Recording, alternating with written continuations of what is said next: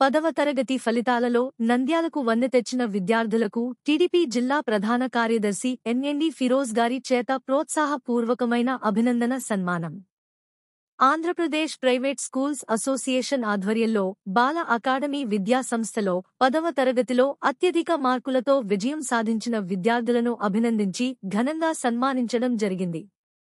2025 10వ తరగతి ఫలితాలలో షేక్ ఇష్రత్ 599/600 మార్కులు సాధించి ఆంధ్ర రాష్ట్రంలోనే ద్వితీయ స్థానంలో నంద్యాల జిల్లాకే పేరు తెచ్చిన విద్యార్థినిని, ఆమె తల్లిదండ్రులను మరియు బాల అకాడమీ విద్యాసంస్థలు 592/600 మార్కులు సాధించి ప్రథమ స్థానంలో నిలిచిన షేక్ అఫియాను, ఆమె తల్లిదండ్రులను 588/600 ద్వితీయ స్థానంలో నిలిచిన మధునానిని, వీరితో పాటుగా 100% ఉత్తీర్ణత సాధించినందుకు గాను బాల అకాడమీ విద్యార్థులను, వారి తల్లిదండ్రులను వేదిక మీదకు ఆహ్వానించి నంద్యాల తెలుగుదేశం పార్టీ జిల్లా ప్రధాన కార్యదర్శి ఎన్.ఎండి ఫిరోజ్ గారు మరియు టీడీపీ రాష్ట్ర కార్యదర్శి ఏవిఆర్ ప్రసాద్ గారు, ఆంధ్రప్రదేశ్ ప్రైవేట్ స్కూల్స్ అసోసియేషన్ ప్రధాన కార్యదర్శి ఎన్.జె.ఎఫ్.